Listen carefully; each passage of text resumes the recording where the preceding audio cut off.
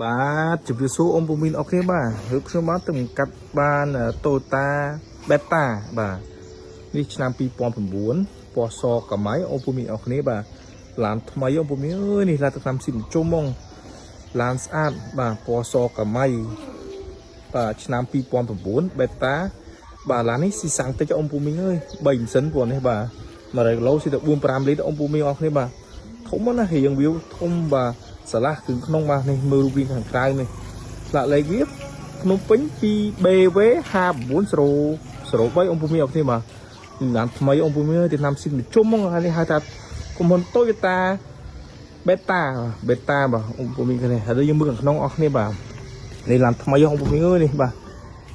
នេះនេះពុកស្បែកស៊ីមកាន់ញ៉ៃពីរបស់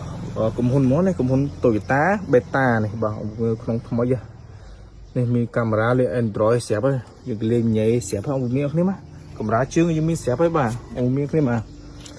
នេះស៊ីសាំងតិចសម្រាប់ôngពូមីអ្នកធ្វើការងារធនាគារសិស្សសាលាអីអាចទៅប្រើប្រាស់បានស៊ីសាំងតិច100គីឡូស៊ីទៅ4-5លីត្រôngពូមីគ្នាបាទថ្មីនេះពូពីងថ្មីôngពូមីអើយនេះគេថា Toyota Beta នេះបាទôngពូមីឡានថ្មីប៉ុន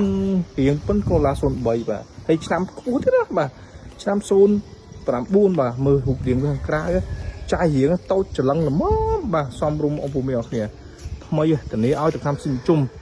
ពណ៌សកាម៉ៃôngពូមីអរគ្នានេះបាទតលេខខ្ពស់កប់សេរីរីហ្មងបាទ